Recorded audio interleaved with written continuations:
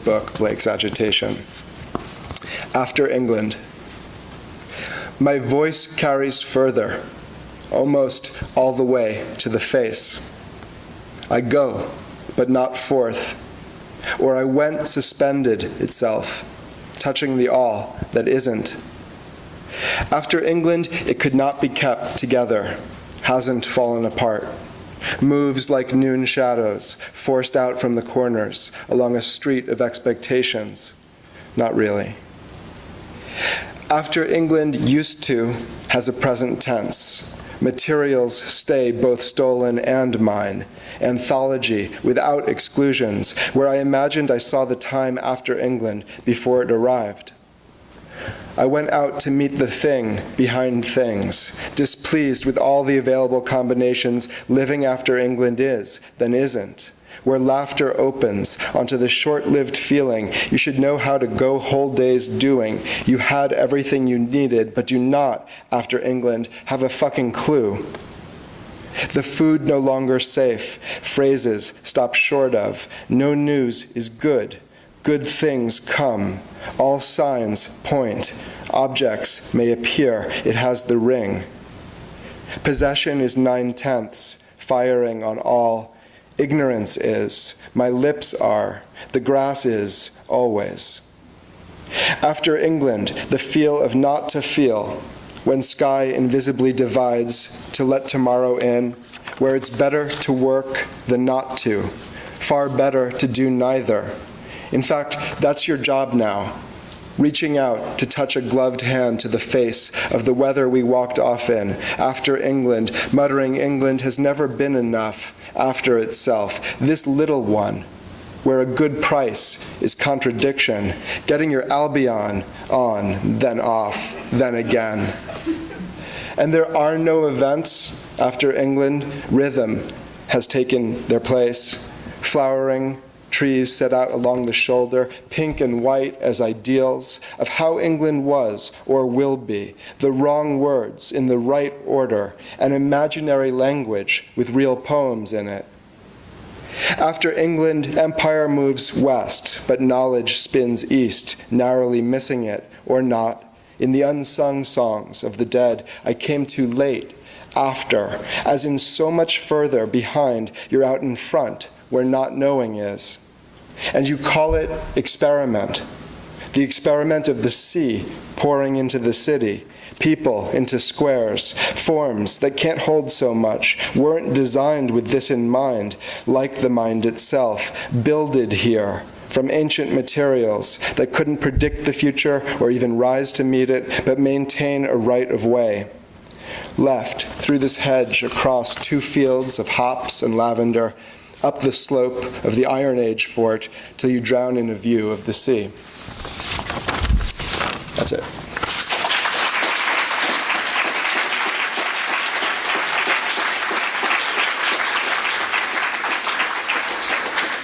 John Shapta.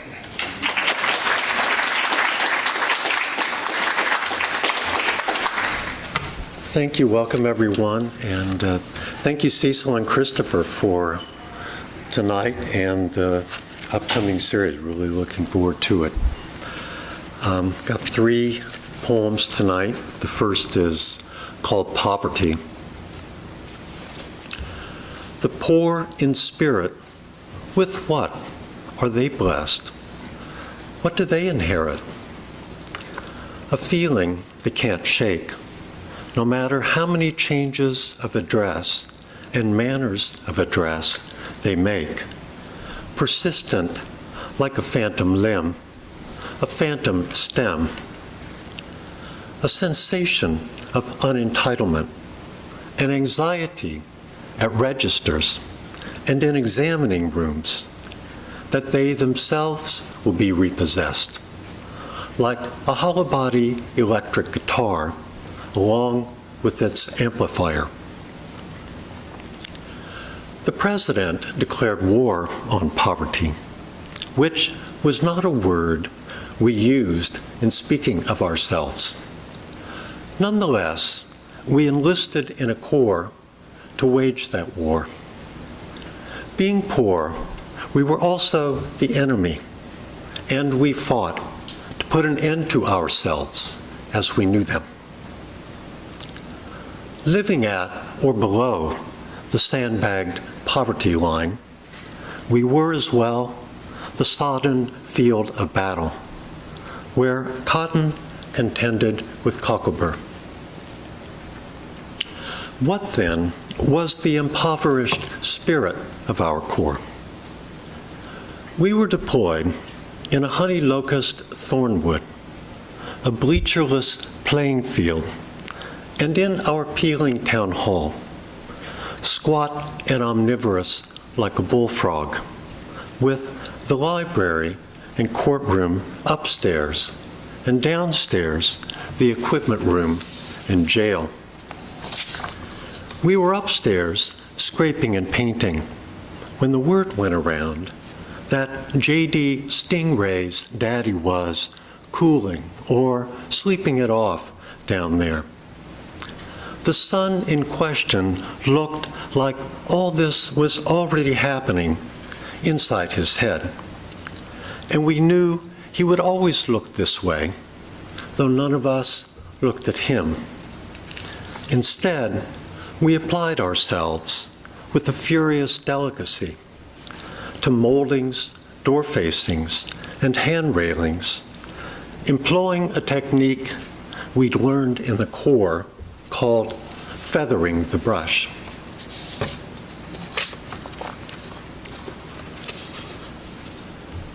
The lethe. What's the word for what winds through memory as through a distracted metropolitan area? Not her weakness personified, her many failings. Not forgetfulness, then, but a fitting counterpart, a release alongside which she can drowse and then rouse herself. Along the low iron railing at Café Orlan, somebody built in a little gate. My server tells me she never noticed it before, and now she notices nothing else. No attention without inattention, a blurring wide and deep. And so, as this moment slips off to join the others, no remembering without a deep and a wide forgetting. No word, scarcely any idea of our power to relax our spasmodic grip on the past, that we feel gripped back like an electric glove, though it's limp and empty. To let go of the shudder, the pang, the droop, the gripe. To part on good terms with, not squirrel away somewhere on your lopside. To forgive, for lack of a better word, to give away. Poetry testifies, to the best of its recollection, about honeycomb on toast, cornfield smoke, Mr. Coppedge's paddle, the slop man's scrap of tune. Too far gone to be called back. You can have a memory, not a forgetting. If poetry means to preserve a life, forgetfulness is lethal.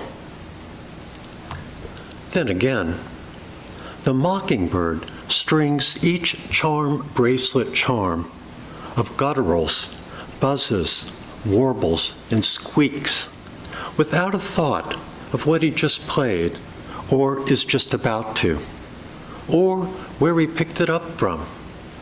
A chickadee, a tree frog, a porch swing, even a long-gone mate. Like the mimic bard showering her attention on the only poem while she writes it she'll ever write. Or like the mimic bard constructing a birdhouse out of echo chambers whose songs must have migrated. Or like the mimic bard polishing her elegy, lest the name engraved there follow her everywhere. The mockingbird vocalizes atop a crepe myrtle with panicles crinkled deep pink. When she catches me listening, he flaps up with the car alarms, meep, meep, meep, then glides to a mottled myrtle across the river. Brown sleeve, out at the elbow, fraying into a rumpled haze. Bottomless silt, worrying some barely recognizable problem. You are dim and you are slippery, but when I cup you in the hollow of my hand, you taste like almost anything. In a word, fresh.